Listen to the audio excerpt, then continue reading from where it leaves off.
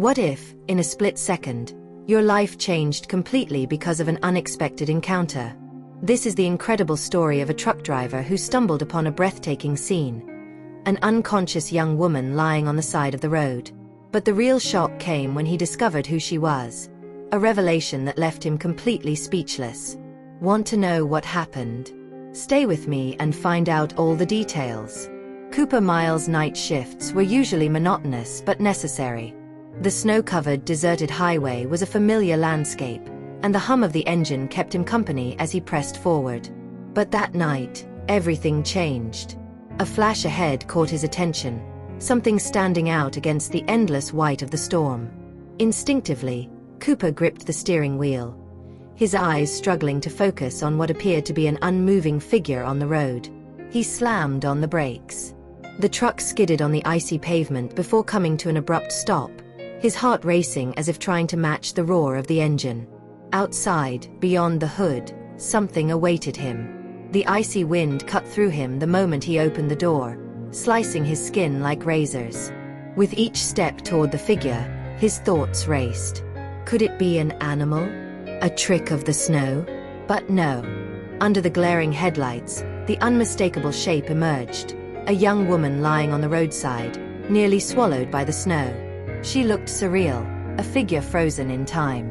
The black coat she wore stood out starkly against the pure white snow, her legs clad in fishnet tights disappearing into the mounds around her. Elegant shoes, completely unsuitable for the storm, were buried near her feet. Dark hair fanned out around her pale face, with snowflakes gathered on her skin like a fragile mask. For a moment, Cooper doubted his sanity.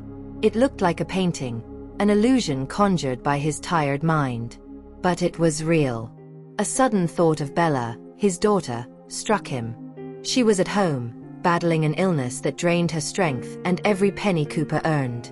Every mile of this grueling journey was for her, to cover the medical bills and mounting expenses. Claire, his wife, was probably still awake, buried in paperwork and numbers as she tried to keep everything afloat. And now, here was this girl, lifeless, teetering on the brink of death. Cooper hesitated. The clock seemed to tick faster, pressuring him with the reality that any delay meant fewer hours of work, less money for Bella. He could call emergency services and move on. After all, he wasn't a doctor, and the road wasn't a safe place to linger. But something held him back. That image anchored him, defying logic. The girl seemed so fragile, so out of place, that his conscience wouldn't let him walk away. He knelt beside her, his breath forming clouds in the freezing air. "Hello. Can you hear me?" His voice was hoarse, nearly swallowed by the wind. No response. Cooper reached out, his trembling fingers searching for a pulse. It was there, but faint. He needed to move her, but as he did, something caught his attention. Half buried in the snow beside her was a rectangular object. Carefully, he picked up the small identification card. When his eyes scanned the name and photo printed on it, his body froze. His face turned pale as he grasped the gravity of what he held in his hands. As he brushed the snow off the identification card, Cooper saw the name. A name that made him feel as if the ground had disappeared beneath his feet. For a moment, he forgot to breathe. It was impossible, but the face on the photo left no doubt. Haley Stanton. The Haley Stanton, CEO of Starmount Industries, a young prodigy who, at just 18 years old, dominated headlines and TV programs. She was one of the most influential figures in the tech world. What was she doing here, unconscious, on a deserted highway in the middle of a storm? Cooper's mind raced frantically. Had it been an accident?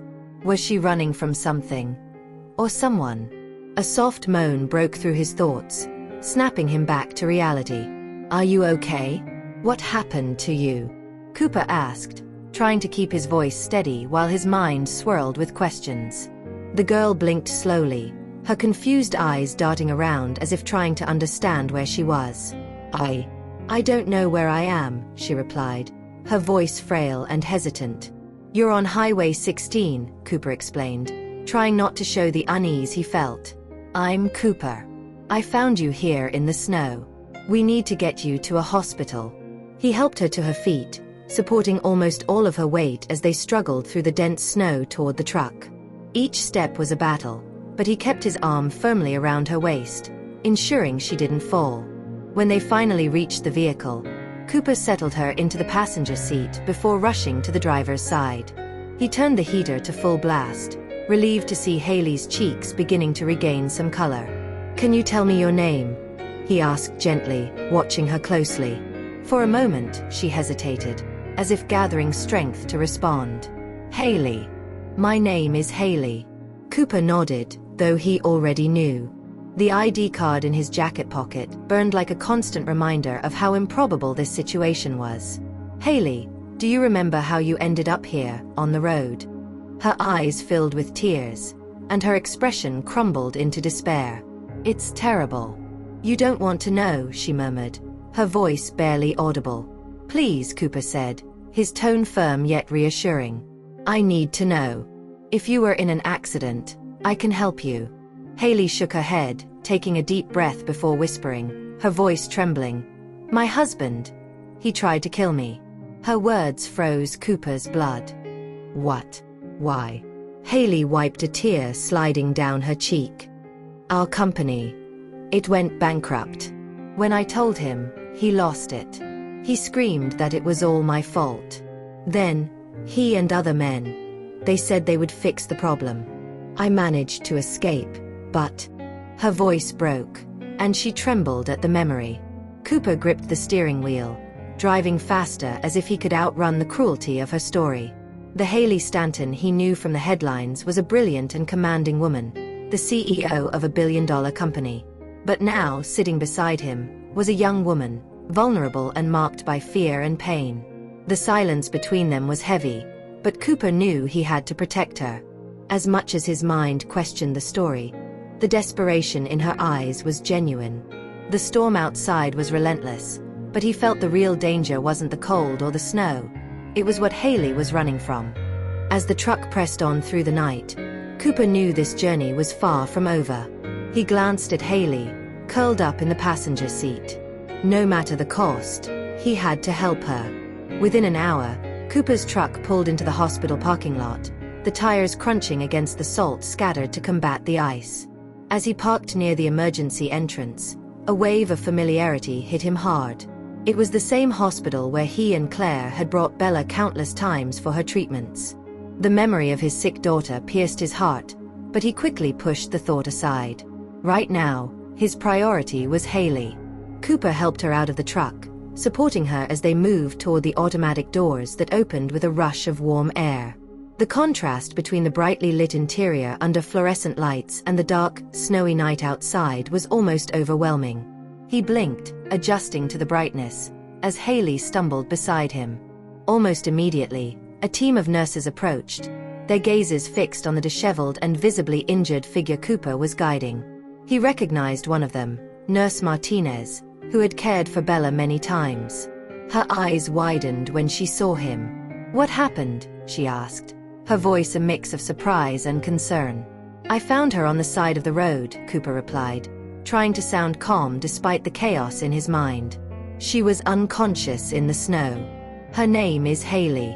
Nurse Martinez nodded, her expression quickly becoming professional. She leaned toward Haley, speaking gently. "Okay, Haley, we're going to take good care of you." Carefully, she helped the young woman into a wheelchair. Then, she turned back to Cooper. "What else can you tell us?" Cooper hesitated but knew he couldn't withhold the truth. He lowered his voice. "She said her husband tried to kill her." Martinez's eyes widened again, this time in shock. Without missing a beat, she called over a colleague and issued quick instructions. "Contact Dr. Ramirez and call the police." Haley was soon whisked away by the medical team, disappearing down a brightly lit corridor. Another nurse approached Cooper with a clipboard in hand. "Sir, we need you to fill out a statement about what happened. The police are on their way. Please wait in that area." Cooper nodded, sinking into one of the hard plastic chairs in the waiting room. As the adrenaline wore off, exhaustion finally hit him. His hands trembled slightly, and he realized how drained he was. Half an hour later, a detective called him in for a conversation. Cooper recounted everything: how he found Haley, what she had said about her husband, and her identity. He handed over the identification card he had found. The detective studied the document with intrigue. "Haley Stanton," he murmured before looking at Cooper. "Are you sure it was her?" "Yes. The card is hers, and the description matches." The detective frowned. "Interesting. Because Haley Stanton isn't married." A chill ran down Cooper's spine. As convincing as her story had seemed, something didn't add up. The detective thanked him for his help and assured him they would investigate further. By the time Cooper left the hospital, the sky was beginning to lighten. The drive home felt endless, but when he arrived, the house was silent. He slipped in quietly, hanging up his coat, but was greeted by a light in the living room. Claire was there, waiting for him. "Cooper, where have you been? I was so worried." He crossed the room in 2 strides, pulling her into a tight hug. "I'm sorry, honey. Something happened on the road. I had to help someone." With a warm cup of coffee in his hands, he told her about Haley, her story, the mysterious events, and the inconsistency in her identity. Claire listened silently, her eyes wide as the coffee grew cold in her hands. "What do you think it means?" she asked, her voice heavy with concern. "I don't know," Cooper admitted. "But for now, we need to focus on Bella." The days that followed passed in a blur: long shifts at work, hospital visits, and the constant struggle to stay afloat amidst overwhelming responsibilities.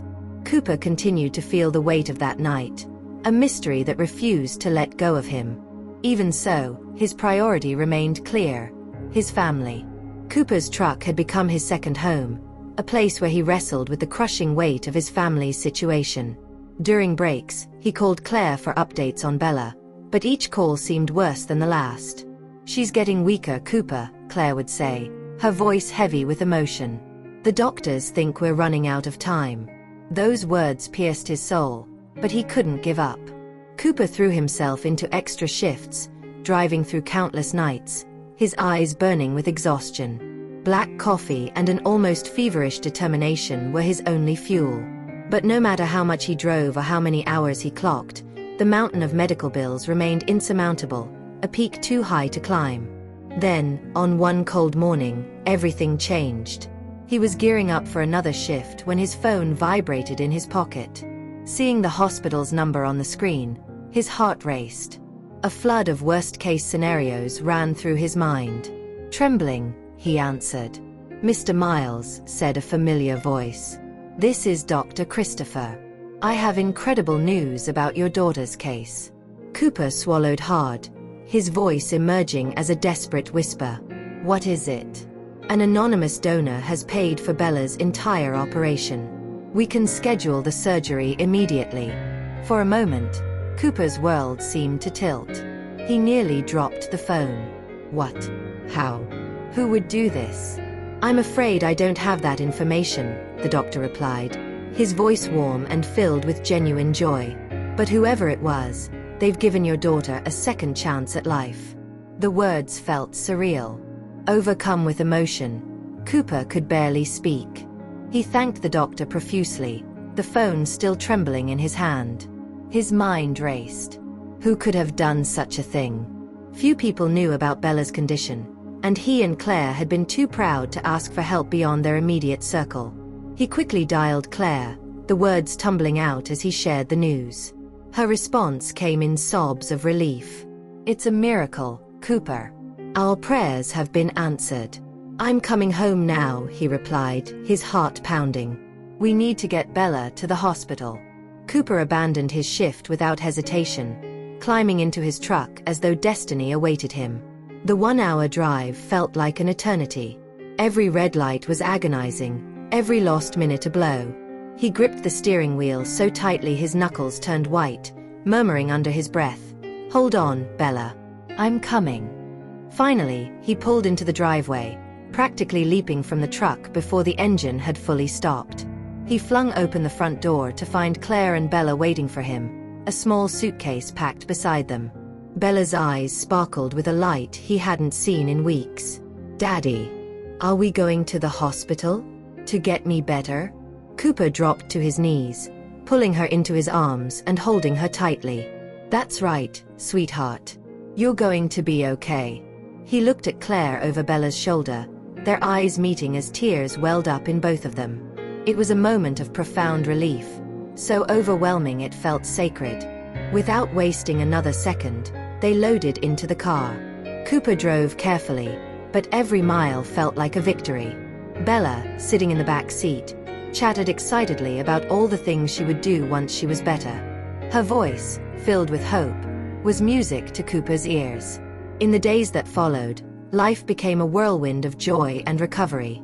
Bella regained her strength quickly, her laughter filling the hospital room now brimming with hope. Haley visited often, bringing gifts, stories, and her infectious energy.